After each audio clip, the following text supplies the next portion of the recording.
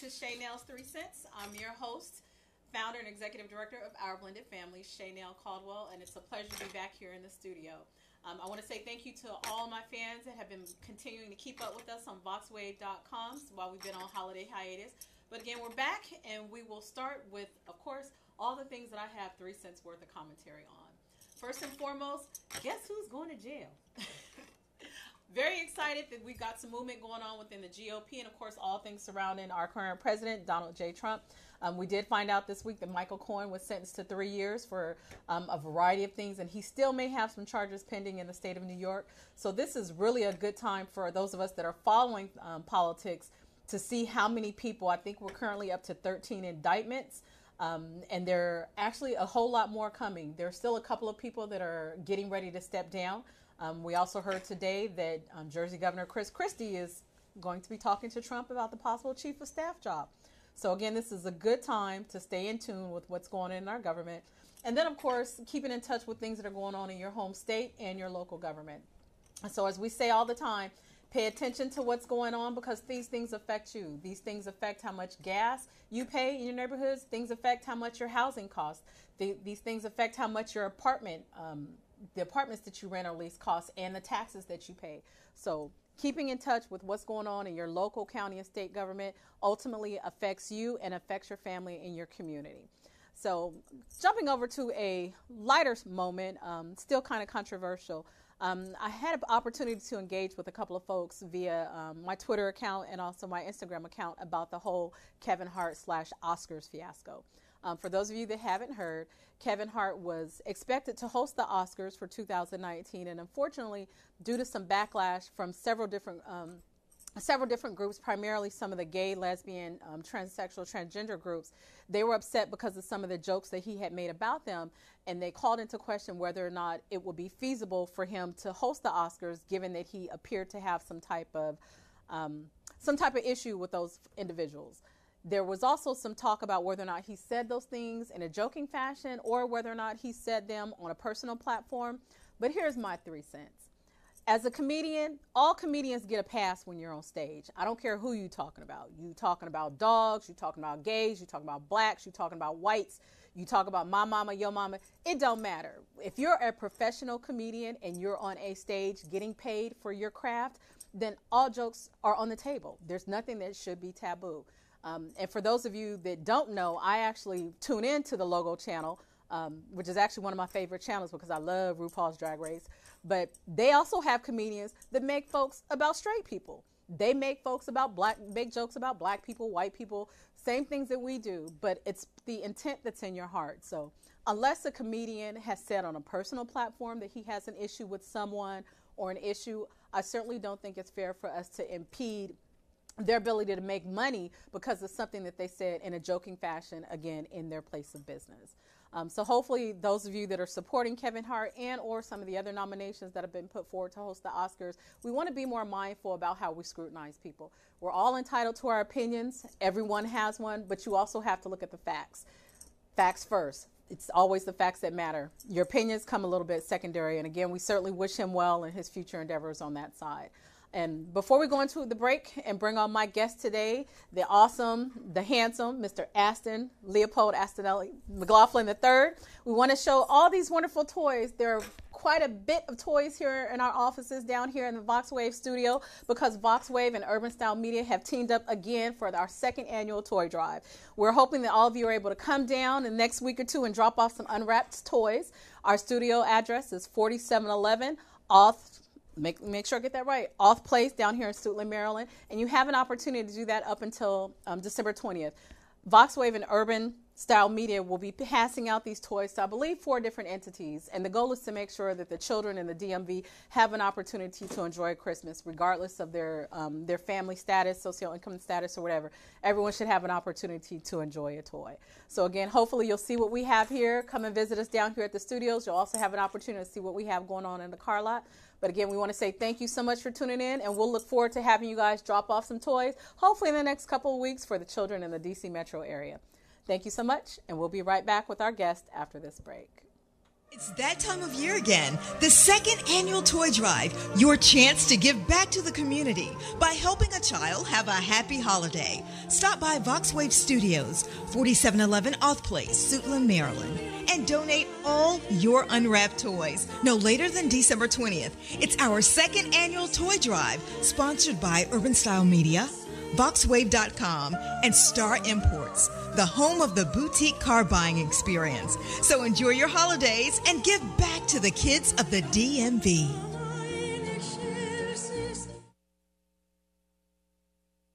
Business owners looking for a place to advertise your business and promote your products and services? VoxWave is the right place. We have over 10,000 views a day and 70,000 listeners a month. For more information, contact Reg Gaskins at 240-832-4455. VoxWave now features a streaming radio media player on our website's front page, where local artists can get their music played 24/7. For more information on getting your music in rotation or to perform live at our studio, contact Reg Gaskins at 240-832-4455. Android users, the VoxWave app is now available in the Google Play Store. Download the app today on your Android device to listen in and view programs. DJ Rick Entertainment. DJ Rick Entertainment, hottest DJ in the DMV area, CEO of Step Your Game Up and the Youth Project Show, the DJ on the Heartbeat Conga Hour, and sound engineer for a variety of bands. DJ Rick Entertainment is your #1 company for all your stage and sound event needs. Call 202-390-1151. That's 202-390-1151. DJ Rick Entertainment.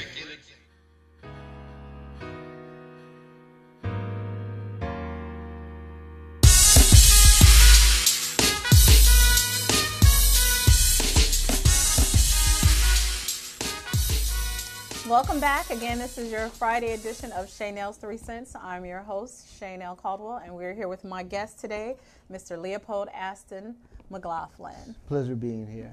Thank you so much for coming. It's important that you were able to come out and join me today because I know we had a previous engagement and unfortunately you had to cancel. But you know that I love you dearly. Likewise. I call him Aston because I think it sounds so much more dignified, even though the Leopold Astonelli McLaughlin is also dignified. But in addition to being the chairman of our board for Our Blended Families, Leopold is also an attorney, a fatherhood advocate, a savvy businessman and entrepreneur, and he's also an author. So without me tooting your horn, how about you tell our guests a little bit about yourself and your background? Wow. Well, I like what you just said. Facts first. Facts first. Right. Again, my name is Leopold Aston McLaughlin. I pretty much, I've been called Aston by close friends like Shaynel, a great person. I have written a few books. One of my books is definitely, is on advocacy, father's rights. It's called Winning the Baby Mama Drama Dilemma. It helps especially fathers be able to deal with the intricacies and hard dealings with a hard mother. I'm pretty much an advocate for father's rights, and that's the main passion. Even though most of my other books are not on that side, on the legal rights, some of them are on business, some of them are on. One's a novel that I just completed writing, and of course, I have a business dealing with child support and helping fathers pay or non-custodial parents pay their child support. Yeah. And I like that you interject that non-custodial parents because it's important for people to note that it's not always the dad that doesn't have custody, such as in my case where I was the non-custodial parent where the kids stayed with their dad and my stepwife. So I said it's not always the dad. But of course, that's how you and I met with regards to your fatherhood advocacy and trying to make sure that we could get, single moms and single dads together to understand that they have to support the best interests of their child. Absolutely. And a lot of times most people, they have so much animosity towards each other that they don't look at the best interests of the child. Mm-hmm. And it only affects the child. And if two parents could just be mature and co-parent correctly, it's definitely in the best interest of the child. And I like how you had done that in your life.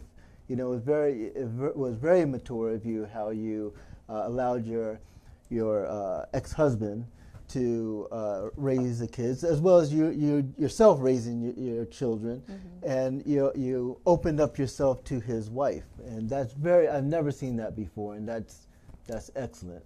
You know. Yeah, I don't know, travel in small circles, but yeah, there are a lot of women that understand the importance of the best interest of the child, and how when we look at oftentimes what's best for our child, it's a positive benefit to the non-custodial parent as well as the custodial parent, because sometimes we get so caught up in the selfishness of me, and this is what I want, that we don't realize when you allow and make space for the other parent, that frees up your time, that frees up space for you to kind of pursue your dreams, pursue different venues to make sure that you're taking care of yourself and your child, knowing that your child is being taken care of and cared for by the other parent. Absolutely, absolutely.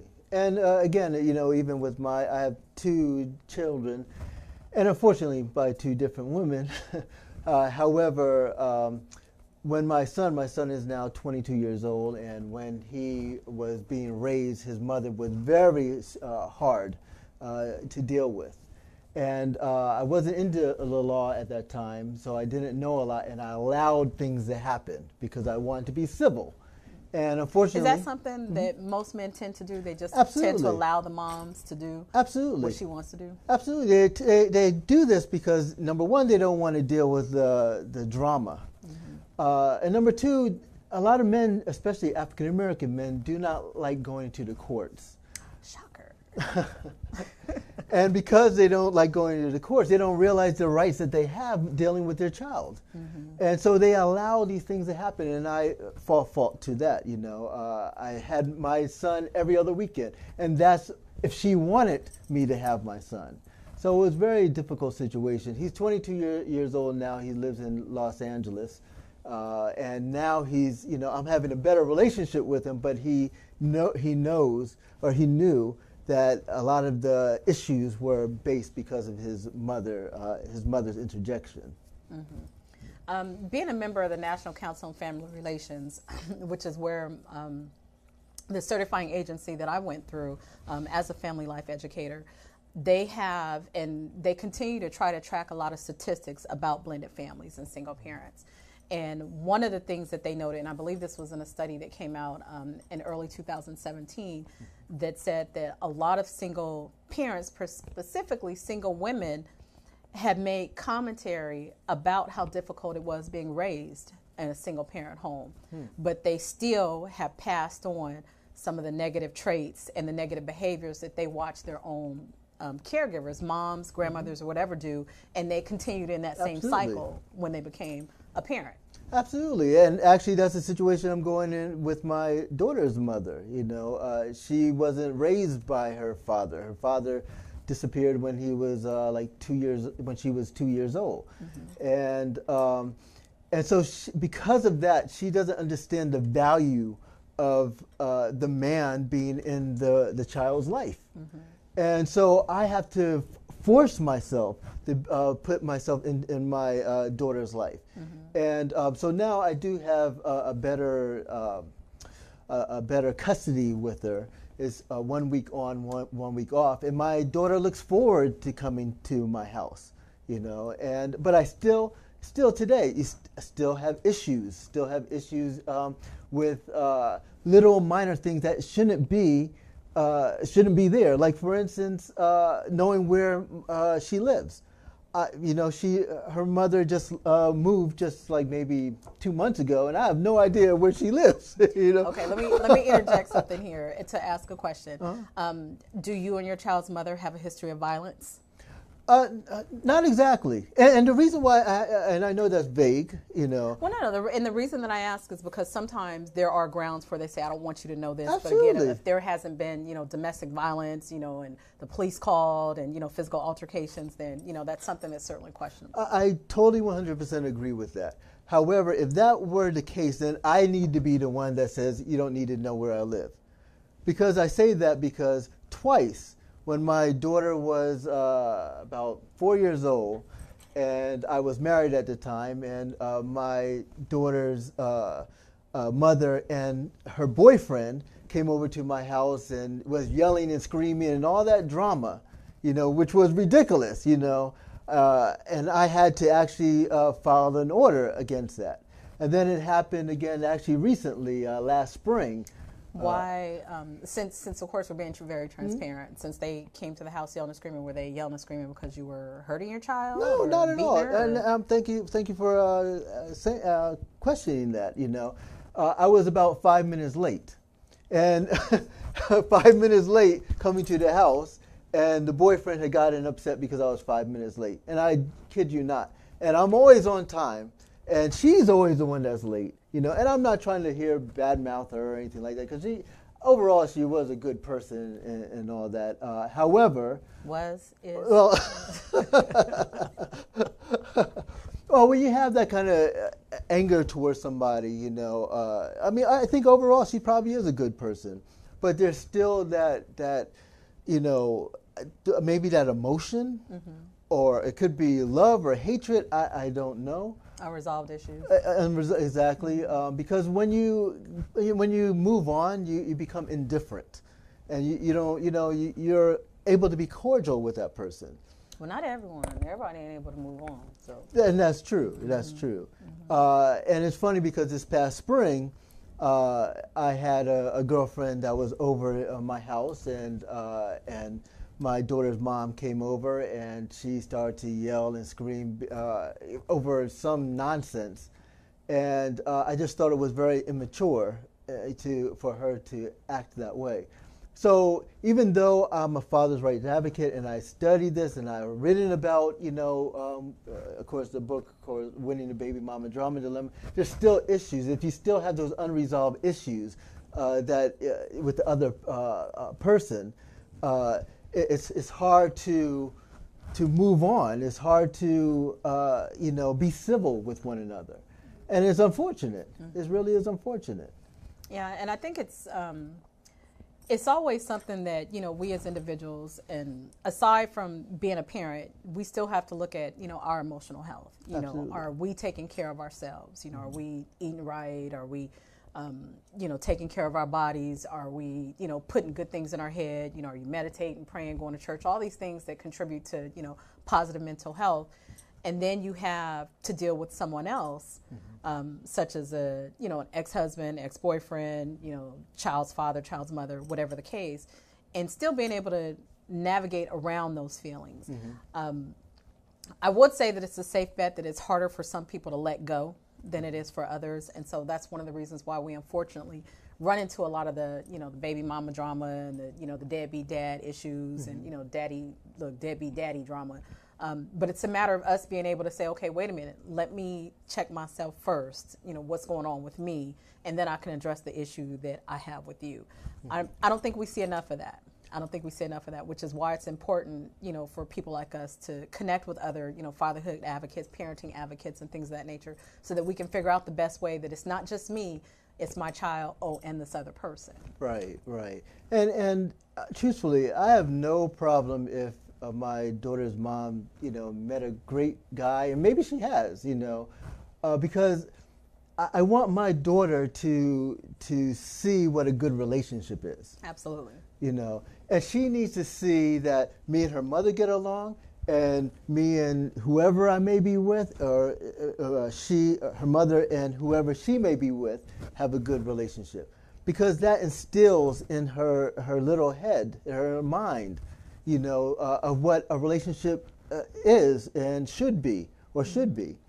And I want her to be able to develop such a high self-esteem about herself that she's able to when she starts dating, when she's 35 years old, when she starts dating, she needs to know what to expect from a man. And it's not drama, it's not this craziness that needs that people see that you see on TV all the time, you know, because that sells, you know, and that's not how it should be. Relationships should be happy and peaceful and all that. Not most of the time. Most of the time, you know. You're still going to have those hiccups in the road, but you're absolutely right. That was actually a motivating factor for me in building a cohesive relationship, you know, with my ex-husband and his new wife, was because I wanted my kids to see what a healthy family relationship looked like. They knew that, you know, my mom wasn't married, my sister wasn't married, you know, they're cousins, and my friends, most of us were single, and most of us were single parents. And, you know, on the opposite end of the spectrum, my husband's father and mother, you know, they were still married. They'd been together for a long time, and they also had family members that were married. And so for me, it was really an eye-opener, like, wow, you know, this is something that, you know, I want my kids to see that this is impactful and this is how people work together. Right. And not to say that all marriages are good, but marriage is still a good start. You know, you'll have your ups and downs, but being able to see two people working together that are committed to being respectful and kind and contributing to a household is very important for our kids. Absolutely. And if you're not able to do it within the confines of marriage, then you absolutely need to be able to be respectful and to work with a blended family. You know, I have to work with this person, I have to work with this person, so that my kids can see that when they see adults, they don't see everything on World Star, that these people are fighting in the cafeteria, you know, they fighting at the football game, which was, you know, one of our things. But, you know, these things do happen, but they don't have to continue. They don't have to continue. Absolutely. I mean, I was blessed enough to be, and I'm not saying, I should not use that word actually, because, you know, every kid's usually blessed. But I had both my parents growing up. No, it's a huge factor in, and the statistics support that. It's a huge factor in raising an emotionally healthy child, having two parents. So. Absolutely. I totally agree with that. And the thing is, you know, the only time because in my community, I didn't know any single parent, or I should say, let me say it this way actually. When I was growing up, I didn't know any children who had, was just with their, either their mother or their father. Everybody, so you were on the opposite side of the train tracks from where I was. Exactly. You was over there. Exactly. Because everybody I grew up with, you know, they had both their parents. So for me, I thought that was a norm. You know, the only time when I did it, you know, I sort of the blended family was watching the Brady Bunch. You know. And the funny thing about that is, it would be great if on the Brady Bunch they had the other parent. Yeah, you know? some of us were talking about that not too long ago. I'm like, I don't think we ever saw the husband or the wife, and I think one of them, I think the wife was a widow or something. But I'm like, So you're absolutely right. That was our first real exposure, you know, for us '70s kids for what a blended family looked like. Right, exactly. So. They kind of made it a little in the new version, some, you know, the spoof. They kind of brought in a baby mama. Yeah, something like that. But in the real one, I mean, it would have been great to really know about that, you know, and how that interaction was, you know. That actually is one of the things that I like to write about, you know, because I do have a novel that I wrote about an attorney, of course, and but I would like to write about, you know, the differences, like. You know, actually a movie, actually. Okay. I think we talked about it one time. Yeah, we did. Don't give away too much because people might be right. Look, ear stealing our ideas. So. That's right. But based on that concept of, showing the difference of the communication between different, couples, so. And I think this is also a good time to also note that, you know, and I think I said this earlier, that, you know, not all marriages, you know, are happy marriages. You know, married people fight too. You know, they have disagreements on how to raise their kids, you know, whether or not the kids should go to church, or whether or not the kids should, you know, be walking around with a pair of $200 shoes, or whether or not they should, you know, attend this particular school or things like that. So we certainly don't want to disillusion, you know, you all that, you know, marriage is the ultimate end all to be all, because it's not. You know, everything takes work. But we're merely asking and making a huge point that as single parents who have children outside of a marriage and that are sharing the raising of a child in a separate household, that you still need to work together, and it's even more difficult to do so. I remember when you told me that you had to move because you were having issues with being able to see your child, and you ended up moving literally, you know, 40 plus miles away so that you could be closer to your daughter. So changing jobs and, you know, having to relocate. And it's important for us to see how important in how necessary that is for dads that want to be involved in their child's lives. One of my good friends and colleagues, Alexis Dobbins, she coined the phrase that you have to make space for the other parent. You have to make space for dad, or you have to make space for mom so that they can be there for their kids. You may not like them, but that child does. And being able to make space is the first part of opening the door to make sure your child, has that additional love and support from the other parent. Right. And I actually want to piggyback on what you said with marriage. I find that unfortunately, a lot of African Americans don't seem to gravitate towards marriage a lot, whereas our counterparts seem to focus more on that. And that's factual. Statistics support that.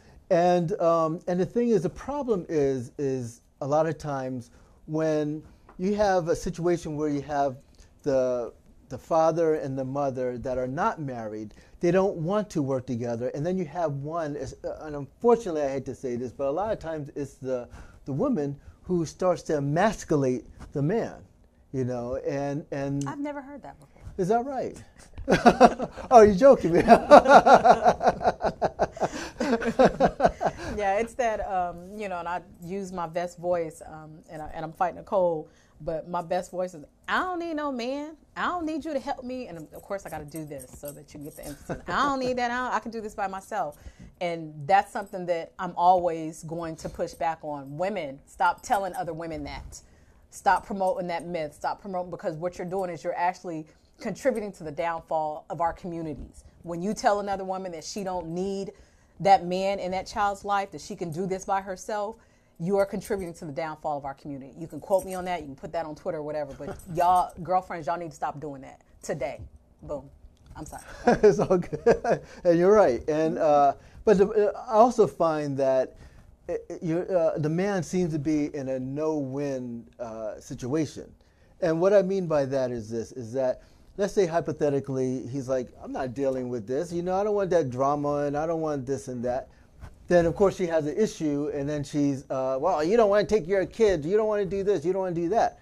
But on the other side of the spectrum, if he comes and says, look, I want to pick up my daughter or son today, and I want to do this, I want to do that. Oh, you don't need to do this, you can't handle this, you can't do this.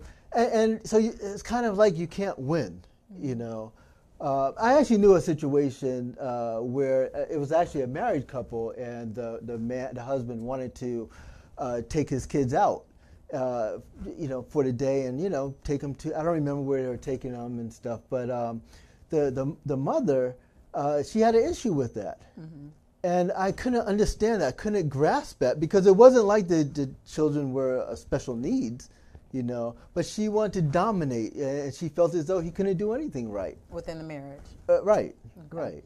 Now that actually does happen, and look, it seems simple because, of course, I'm speaking from the outside.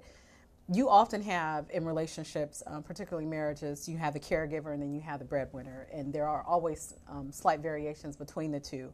But if the caregiver knows that, little Johnny needs to take this asthma medicine every 6 hours, or little Amy needs to be sent to the bathroom every 4 hours because she has an issue with going to the bathroom. Those are things and information that can be easily transferred to the other parent. Just say, hey, I need to make sure you're aware of this. Please make sure you look out for this, when you're dealing with the kids, as opposed to you don't know what you're doing. You can't, I can't trust you with the kids, or things like that. Because, again, that's also the case of, blended families where you're, right, trying to transfer kids. I had a gentleman that contacted me last week, and he had sent me an email, and it was one of those emails where I had to really, look at, because he was complaining about all these things that had happened between the relationship with him and his ex-wife, and he basically stated that he couldn't see his kids. She wouldn't let him do this. She wouldn't let him do that. And so I responded, okay, well, have you been to court? Now, mind you, if all else fails, if you can't do mediation and all that good stuff, then definitely go to court. And he said, no, I've never been to court. And I said, so again, this has been going on for almost 7 years. And he said, yeah. And so, of course, the blame directly lies on him. If you wanted to see your kids, if you really want to see your kids, you would have took your butt to court. I don't care how much it costs.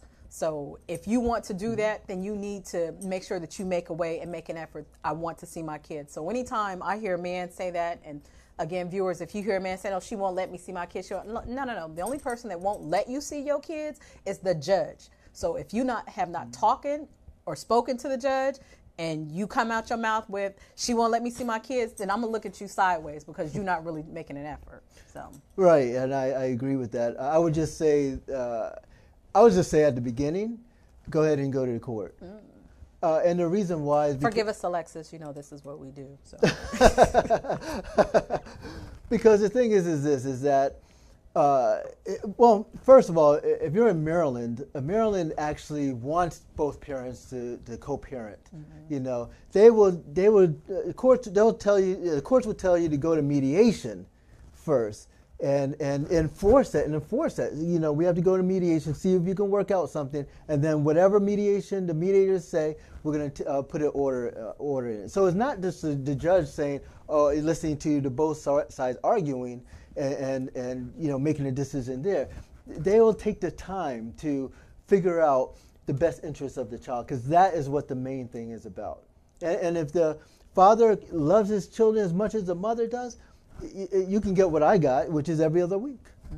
You know, and whereas where it was differently several years back. I mean, when I dealt with this with my son, I actually lost custody, and I was in D.C. D.C. was a lot harder, and the judge she did have issues, you know. So it does kind of depend on the judge a bit, but I would say definitely go ahead and go to court. And fight, you know, even if it's, like I said, just the beginning part of it. And the thing is, even with my son, even to this day, he's 22 years old, I can actually show him the court papers and say, "Look, I fought for you. I didn't win, but I fought for you." Whereas he's going to be indoctrinated with a lot of stuff when he was growing up with what his mother was saying. Some of the anger-fueled yeah, exactly. Well, he didn't want you. But look, I have proof that I went to court and fought for you. So it does have a benefit by going to court. You know, you can't be afraid going to the courts. We have to use it to our benefit. Absolutely, absolutely. So let's switch gears a little bit and kind of talk about the communication between blended families. I tend to use this from a business standpoint, that when you're talking to the other parent and you're trying to either make time for a visit, you're trying to set up a payment, you know, maybe, you know, for basketball dues or something like that. Isn't it always best to have some type of documentation that this is what you said and these are the conversations that you had via email and or text? Oh, absolutely. I think no matter how great your communication is, you definitely want everything documented, because people forget. And that actually happened even this past summer. I thought sometimes I have good communication with my daughter's mom, you know, and sometimes it's like we seem to be cool. And then something happens, and I realize that we're not cool. But the thing is, it was a situation where during her summer break, and it was a week that her mother said that she wanted, and I said, okay, fine, you know, and it was documented. Then when that week came, she thought that I was supposed to have her, and I had to go through my text messages to say, wait, you wanted her this week, you know, what's the deal? So you have to have everything documented, you know, even payments, you know, don't just give money, don't give cash. Don't give cash. Exactly. Cash App, PayPal, Venmo, whatever you got to do, look, do not give cash. Exactly. I can attest to that. So exactly. we agree that. So in discussing documenting communication, do you mind sharing with our viewers a little bit about the best way that you've seen that we can kind of document communications? In lines of an upcoming product? Oh, my mobile app? I do have a mobile app called Toodle, and it does help parents document information with their children. Now, I am revamping the mobile app, and it's maybe aimed at more for parents with autistic children. And the only reason why I'm actually directing in that avenue, it's still anybody can use it, but any parent can use it. But I've dated a woman, which I don't date anymore, but she had 2 autistic children, and she it was kind of a blended family sort of thing, and she needed help pretty much in the app. So I created this app to kind of working on the app to make it help. Make it more easy for parents of autistic children. But again, anybody can use Tutel. It's Tutel. You can get it on Android, PlayStation. What is it? Not PlayStation. Google Play, and iStore. And iOS store. Okay. I was very excited about the Tutel app because I recall you and I went to a conference in LA, and they had another company that was doing something similar. But there's so many people out there and entities that are trying to do everything that they can and provide resources for blended families to make sure that we can connect better and socialize better. And so sometimes if you're not able to, put it in a text message, or if you're not able to, put it in an email, I found that the app did an awesome job of doing that, because the app also was able to disseminate information Absolutely. to a couple of people at a time. Like if little Johnny had a basketball game next Friday at 7, the app actually does a blast to all the family members that also want to be alerted. So you also Exactly. don't run into that, well, she didn't tell me that he had a game on this, and nobody told me I wasn't invited, or she was saying this or he was saying that. The app did everything. So that Exactly. helped kind of minimize the animosity, because all the information could be shared both ways from both parents. You also could get input from other family members that were also involved in the child rearing for Absolutely. multiple kids, and again, multiple members to access and utilize. Absolutely, and that's the whole key is giving as much information as you can. If you want to minimize the stress and the drama, give information. And the information, it's always important what you say, but it's always more important how you say it. That's true. And I try to tell people, watch how you say it, because words do hurt. Words do hurt. People talk about sticks and stones, yada, yada. No, some of us get in our feelings and we get upset when somebody says something to us. Y'all know you deal with me. Be careful, because I'm a habitual offender, hurting people's feelings. So, y'all try to pull that back. But I often hear parents that say when they're talking to each other, yeah, but I'm going to be the bigger person and do this. Do people realize that that's an insult, and that literally shuts down all communications when you say that I'm going to be the bigger person? So I'm like, okay, you just disrespected me and said that, I have a problem. So I'm like, we really need to watch how we talk to the other person. That's true. Absolutely. And focus on the facts. Does the child need to be picked up at this particular time? What time did you say you could get there? Right. How much do I owe for basketball fees? Or, literally anything. It's focusing on the facts first versus you did this and it pissed me off. Okay, you can deal with that later, but do with the facts first. And that's a good, one of the words you use, disrespect. I always wonder, how did we get from, loving a person, having a child with that person, and then totally disrespecting that person? You know what I mean? Yeah, I can't really say anything about loving a person, because, love ain't got nothing to do with making a baby. Yeah, that's true. But I do understand that, if you were able to be intimate to make a child, to all of a sudden you have so much anger that, you actually want to cause physical harm to that person. And you want to see them fail, and you want to see them hurt because you're denying them access to their child. So Absolutely. And you shouldn't want the other person to feel you, because again, if we focus everything on the child, you want the child to see both parents succeed, because that helps the child grow. It helps them learn. It helps them be more well-rounded. Why would you want your child to see the other person fail? And I think that's actually, that phrase bears repeating, because people don't realize that when you down talk the other parent, or when you say they don't have this and they don't have that, not only does it impact the child, because the child is part of that parent, so you're saying the other half of me ain't SHIT. Right, exactly. The other half of me is sorry. The other half of me ain't never gonna be anything in life. We have to realize that these words have meaning, and that they impact our children. Exactly. Yeah. No doubt. So kind of to look from another space, I saw, and I love memes. Look, so y'all know y'all tag me in some memes on social media. I love memes.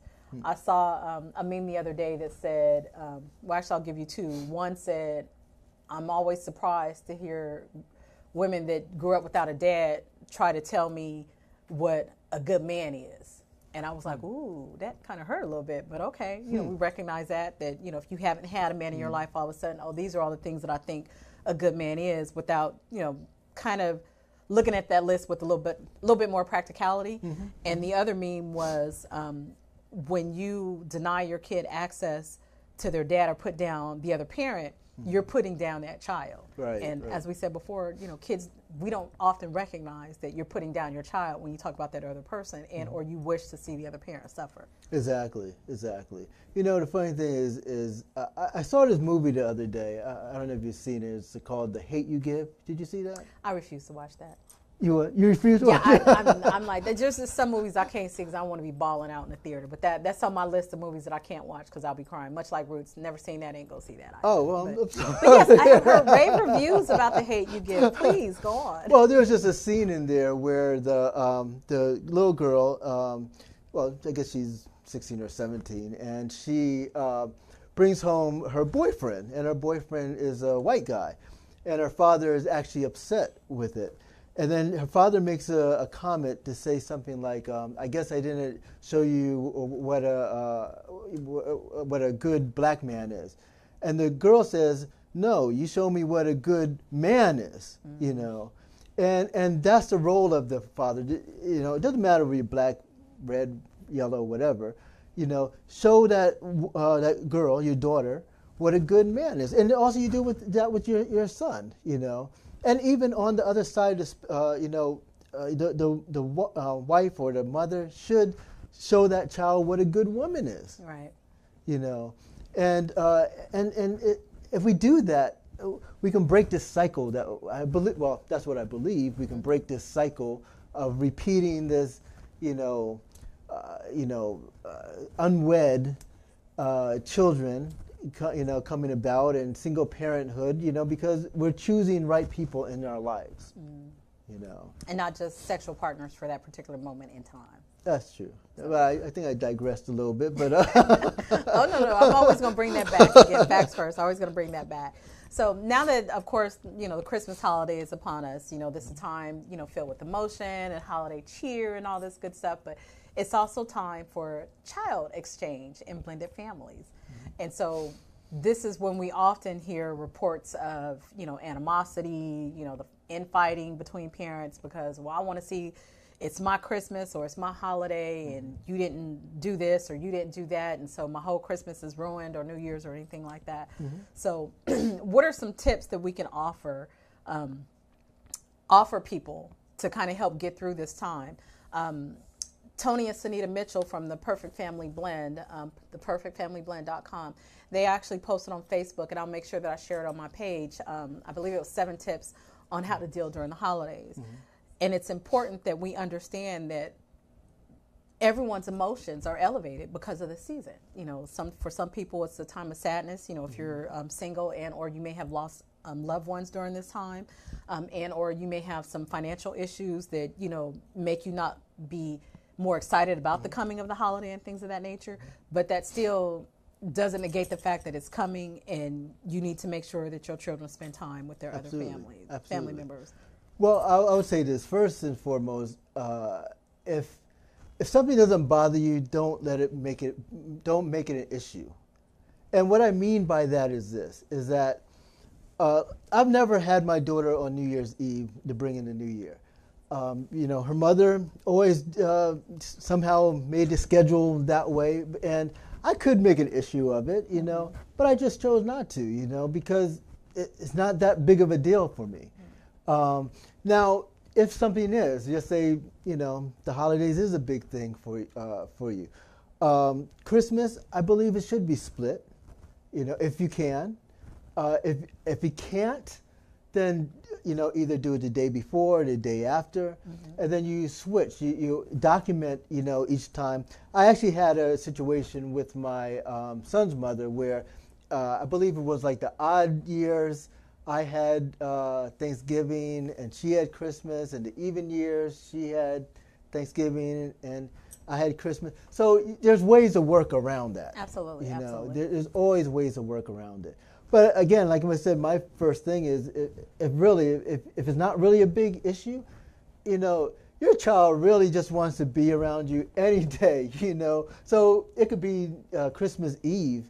You can start a new tradition and say, you know, oh, we're opening up Santa's coming, you know, he came a day early, you know. Let's open up our gifts, you know. Actually, I knew somebody. I grew up with somebody actually who, and he wasn't a regular, you know, traditional parent, right? He grew up with both his parents, and they actually opened the gifts on Christmas Eve. That was their thing. That was their tradition, you know. So I would say really not to make a huge issue on it, because you know, a lot of times a lot of these issues could be, you know, resolved. They don't. We're making mountains out of molehills a lot of times when we don't need to. And because you may have listened to your negative Nelly friends Exactly, saying and you that- should do this exactly. and you should do that. But Exactly. I like that. You know, if it doesn't bother you, you know, let it ride. Exactly.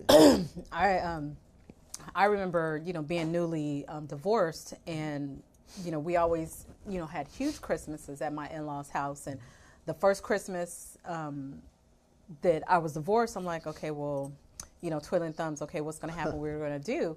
And the first thing that came to my mind was, well, I have to make sure I have all the best presents so that their dad doesn't outdo me with this, and that. And I remember just the anxiety that I felt and the pressure, you know, from my family and friends. Oh, yeah, you can't let him outdo you, right, and yada, right. yada, yada, yada, yada.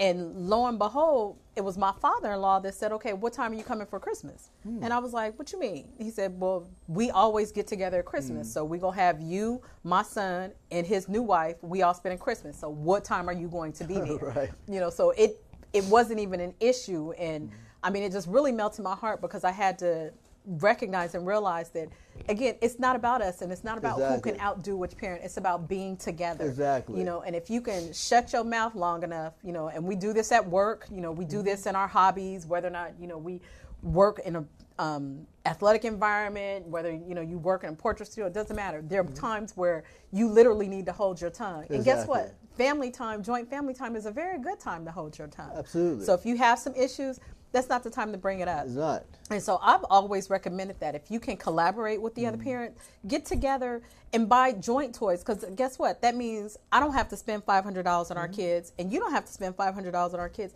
How about we come together and just spend $250 and $250? The kids still get, you know, the great presents that they're looking forward to. Exactly. You know, but that trying to outdo one another, it costs you financially, it costs you emotionally, because of the anxiety and the worry that you're going through. Oh, I have to buy the best toy, and, you know, I can't be outdone by this. But recognizing your kids just want to be together and get whatever they're able to get. Exactly. Exactly. I think if we just focus on the child, we'll be definitely good, you know. But again, that's a good point. I mean, we think of ourselves. And how's this going to make you look Exactly. in front of your friends and your family? Exactly. We need to put our egos in check and say it's not about you know outdoing the other person. It's about, you know, Tommy or Jane or whatever your child's name is. You know. Like I said, and working to, you know, support the other side of the family. Exactly. I remember the first Christmas, and this was after, you know, the kids were much older, the first Christmas that I was unemployed. And I'm like, oh goodness, I had to fly back home to California, which of course cost me money, get a rental car and all this stuff to, you know, stay for a week. So I only had a little bit of money for Christmas, and I knew we were still getting together as a family. But my daughter's like, Mom, well, I want to get this or I want to get that. And she said, well, are you able to get it, or should I ask such and such? And I was like, yeah, ask such and such if they can get it. That's a great idea. Right. You know, and of course they, you know, had the room, you know, to do so, but being able to work together and say, hey, as long as the kids are able to get something, you know, that took away a lot of my worry and my anxiety, you know, and I was still able to celebrate, you know, as they opened all their gifts. Oh, you got that? Dang. Can I fit that? You know, is them shoes, can I wear them shoes? Oh, you did good. You may not like a Band-Aid. You know, Right. You know, being supportive, you know, of the other couple. Absolutely. And or the other single parent, because it's all about unity and seeing your kids realize that, hey, everyone can work together. So I need to apply this when I'm in school and I'm having issues with maybe a bully or a teacher, that I need to be civil. I need to recognize that I can go back and, have someone come in and speak on my behalf or intervene. Exactly. Or, I have people approaching me to, join a gang, but no, I can go talk to my mom or my dad or my stepmom or my stepdad or things like that. So we often really forget the benefits of having a village, so you have to open up your heart and your mind to having a village, which includes the other side, the other parent, and whoever they have with them. Absolutely, absolutely. But it takes maturity on both sides to have it like that. And if you don't have the maturity right away, just fake it. Fake it. Women, y'all know about faking it. But look, men, and again, from a Christian standpoint, speak things as they are, even if they're not there. Lord, I'm having a brain fart. Speak things into being, even though it's not like that. You can speak as if it is. If you're cordial, hey, how you doing? It don't cost you anything to say hi and to be cordial and keep walking past. You ain't got to ask him about being late on his child support. You don't have to ask her who that man was that be coming to her house at 11 o'clock. You don't have to talk about any of those things. Just be cordial during the times that you were together. Absolutely. So, I totally agree with that. And still work on that maturity part. And if you just focus on the child, I can't stress that enough, I love it when my daughter is around. She's such a blessing. You met her before. I have. She's a beautiful young lady. Yeah, she's cool. And that also brings me to the next point about not just being flexible, but remember. Some of us need to really remember what it was like when we grew up and we didn't have our dads there, and how we didn't have the Christmases that we wanted because we didn't have our moms there, or our mom lived in a different town, or again, our dad, was nowhere to be found. So if you think back to how you were raised and those Christmases where you didn't get the things that you want, or you guys didn't have anything because the other side of the family didn't know you, or the other side of the family wasn't allowed to come and speak to you or to meet you, that should be enough for some of us, like myself, that were raised in single family households. That should be enough to motivate you to say, hey, I remember how hurt I was when I was a kid and I couldn't go to my dad's house. Or I remember how hurt I was when I was a kid and I didn't know my mom. But guess what? She may have aunts and uncles and grandmothers and things like that. So reflect back during this time. This is a season of remembrance, and you remember how difficult it was for you so that you can open and make space for the other parent on the other side. And actually, that's a good point, because I want to make a comment on that, the remembrance. The other day, I was talking to my daughter, her name's Corinne, and we're talking about Christmases. And of course, when I grew up, we all went by the tree, and all these gifts and all that stuff was around the tree, and we had a tradition where we started with the youngest person first, open their gifts, and everybody watched, see what they got, up until the oldest person, which at the time was my father. But my daughter experienced that a few years ago, maybe 4 years ago or something, and she remembered that. I asked her the other day, I said, do you remember when we went over to the family house and we had Christmas there? And she was like, yeah, and there was like 1,000 gifts, and I was the first one because I was the youngest at the time. And the funny thing about that is she remembers that, but she doesn't remember last year when she did Christmas at my house. Oh, she knows she got gifts. Right. She remembers that, but she doesn't remember the impact. So I say that to say that if you have that, if you bring that joy in, bring that family in, the child's going to remember that. They're going to remember the good times and how everybody had gifts and were doing it, and and all that stuff. They remember that stuff, So I just thought that was very interesting that she, at 10 years old, she remembers 4 years ago but can't remember last year. Yeah, it's kind of funny because you never know how those things pan out. I remember that when we had Christmases, that we were just so excited for whoever could come to the family house, to my grandmother's house, or over to my mom's house, or wherever we happened to be for Christmas. And, having family and friends that came by and stopped by to, come get a plate or drop off a gift. You want to leave your kid with those memories because, again, absolutely, if you think back on the memories that you had about, whether or not you were isolated or where you had good memories, that does play a huge part in what your kid is going to think and how they're going to move forward. You know, are they going to be one of those children that are receptive to opening and inviting other people into their lives? You know, are they going to be someone that says, well, no, my mama said I can only talk to this and this and this, so I'm not going to entertain this. You know, so we really have to kind of consider when you go back through your own memories, you know, and your own good times and your bad times, think about, you know, what you're creating for your child, how those memories are creating a future for your child and how they're going to behave or how they're going to interact with people in the future. Absolutely. I totally agree with that. Totally. Yes. So as we wind down, again, it's important for us to, you know, revisit that some of the keys to get through this season, and we'll discuss that a bit more during the rest of this month. But be flexible, you know, be forgiving with the other parent. Have some patience. You will want someone to be patient with you, and you would want someone to forgive you. You know, as I'm kind of laughing about that 5-minute late story, I had a girlfriend that was habitually late picking up her son. You know, I done spent all this money coming late to daycare, but as soon as her child's father was late picking up, you know, all drawn out war. I'm like, really? But you late every day picking up from school and paying money for it. So, you know, this is a time to be a little bit lenient. And this is a time to also be understanding of different people's situations. You know, if the other parent has never been in the life, this is a time for you to invite. You have to start somewhere. You know, say, hey, I understand you can't, you know, be with our kid during the season or on Christmas, but can you come pick them up the next day? Or do you want to come by for a couple of hours? You know, do you want me to, well, you can't pick them up? Okay, would you like me to drop them off? You know, I'm happy to drop the kids off at your mother's house, your sister's house, or something like that. But we have to create those relationships and create space for our kids to be able to thrive. And I would just say this, is maybe challenge yourself. And what I mean by that is, for 2019, why not just say, you know what, I'm going to be very mature in this situation.